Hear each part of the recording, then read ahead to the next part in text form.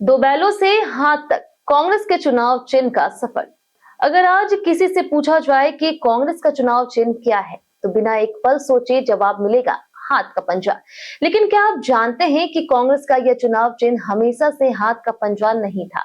कभी कांग्रेस दो बैलों की जोड़ी पर चुनाव लड़ती थी, फिर गाय और बछड़ा उसका चुनाव चिन्ह बना और आखिरकार उसे मिला हाथ का पंजा, जो आज उसकी पहचान बन चुका है। तो आखिर कांग्रेस का चुनाव चिन्ह 3 बार क्यों बदला, चुनाव आयोग ने 2 बार उसका सिंबल क्यों जब्त किया और आखिर हाथ का पंजा कैसे उसकी स्थायी पहचान बन गया, आइए जानते हैं इसका पूरा इतिहास। भारत की सबसे पुरानी राजनीतिक पार्टी भारतीय राष्ट्रीय कांग्रेस यानी कि इंडियन नेशनल कांग्रेस आईएनसी की स्थापना 28 दिसंबर 1885 को हुई थी। आजादी की लड़ाई में कांग्रेस की सबसे बड़ी भूमिका रही। महात्मा गांधी, जवाहरलाल नेहरू, सरदार पटेल, मौलाना आजाद जैसे कई बड़े नेताओं ने इसी पार्टी के मन से देश को स्वतंत्र कराने का आंदोलन चलाया। यह कहानी सिर्फ चुनाव चिन्ह बदलने की नहीं है, बल्कि भारतीय राजनीति के सबसे बड़े बदलाव, सत्ता संघर्ष, पार्टी टूटने और नए दौर की शुरुआत की कहानी भी है। आइए विस्तार से जानते हैं कि आखिर कांग्रेस के चुनाव चिन्ह बदलने की पूरी कहानी क्या है। देश की सबसे पुरानी राजनीतिक पार्टी भारतीय राष्ट्रीय कांग्रेस की स्थापना वर्ष 1885 में हुई थी।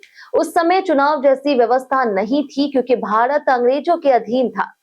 लेकिन स्वतंत्रता मिलने के बाद जब 1951 और 52 में देश का पहला आम चुनाव हुआ, तब चुनाव आयोग ने सभी राजनीतिक दलों को अलग अलग चुनाव चिन्ह दिए।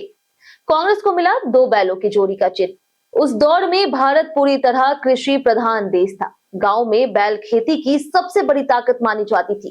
खेत जोतने से लेकर के अनाज ढोने तक हर काम में बैलों का उपयोग होता था। ऐसे में दो बैलों की जोड़ी किसानों और ग्रामीणों को भारत की मेहनत, एकता और विकास का प्रतीक बन गई। पहले आम चुनाव से लेकर के अगले कई चुनाव तक कांग्रेस इसी चुनाव चिन्ह पर जनता के बीच गई। देश के अधिकांश हिस्सों में लोग इस निशान को पहचानने लगे थे। उस समय पढ़े लिखे मतदाताओं की संख्या कम थी, इसलिए चुनाव चिन्ह की पहचान ही वोट दिलाने में सबसे बड़ी भूमिका निभाती थी। करीब 2 दशकों तक कांग्रेस इसी चुनाव चिन्ह के साथ देश की सबसे बड़ी राजनीतिक ताकत बनी रही। लेकिन राजनीति में बदलाव कभी स्थायी नहीं होती है। 70 के दशक की शुरुआत में कांग्रेस के भीतर मतभेद तेज हो गए। पार्टी दो अलग अलग गुटों में बट गई। एक तरफ पुराने नेताओं का समूह था, जबकि दूसरी तरफ इंदिरा गांधी का नेतृत्व तेजी से मजबूत हो रहा था। जब पार्टी आधिकारिक रूप से विभाजित हुई, तब सबसे बड़ा सवाल उठा कि असली कांग्रेस कौन है और पुराने चुनाव चिन्ह पर किसका अधिकार होगा। चुनाव आयोग के सामने यह मामला पहुंचा। क्योंकि दोनों गुट खुद को असली कांग्रेस बता रहे थे, इसलिए आयोग ने विवादित स्थिति में दो बैलों की जोड़ी वाला चुनाव चिन्ह को जब्त कर लिया। इस फैसले के बाद दोनों गुटों को नए चुनाव चिन्ह लेने पड़े। यही से कांग्रेस के पहले चुनाव चिन्ह का अध्याय समाप्त हो गया। इसके बाद इंदिरा गांधी के नेतृत्व वाले गुट को गाय और बछड़ा चुनाव चिन्ह मिला। वहीं पुराने गुट को अलग चुनाव चिन्ह आवंटित किए गए। गाय और बछड़ा उस समय भारतीय समाज में मातृत्व, संरक्षण और परंपरा का प्रतीक माना जाता था। कांग्रेस ने इस चुनाव चिन्ह के साथ चुनाव मैदान में उतरना शुरू कर दिया। कुछ समय तक यह चुनाव चिन्ह पार्टी की नई पहचान बनी रही, लेकिन राजनीतिक परिस्थितियां तेजी से बदल रही थी। देश में आपातकाल लगा। उसके बाद राजनीतिक माहौल पूरी तरह से बदल गए। विपक्ष मजबूत हुआ और कांग्रेस के खिलाफ जनभावना भी बढ़ी। इसी दौर में पार्टी के भीतर फिर से बदलाव शुरू हो गए। राजनीतिक परिस्थितियों और संगठनात्मक बदलाव के कारण गाय और बछड़ा चुनाव चिन्ह भी कांग्रेस के पास नहीं रह सका। चुनाव आयोग ने यह चुनाव चिन्ह भी वापस ले लिया। अब कांग्रेस लगातार दूसरी बार अपने चुनाव चिन्ह से हाथ धो बैठी थी। यही से शुरू होती है उस चुनाव चिन्ह की कहानी जो आज कांग्रेस की सबसे बड़ी पहचान बन चुकी है।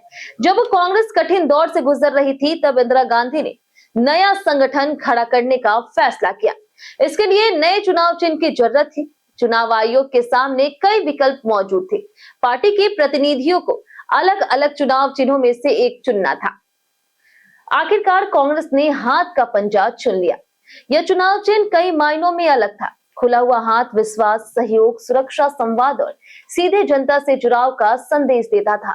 देखने में भी यह बेहद सरल था और आसानी से पहचाना जा सकता था। ग्रामीण और शहरी दोनों तरफ के मतदाताओं के लिए इसे याद रखना आसान था।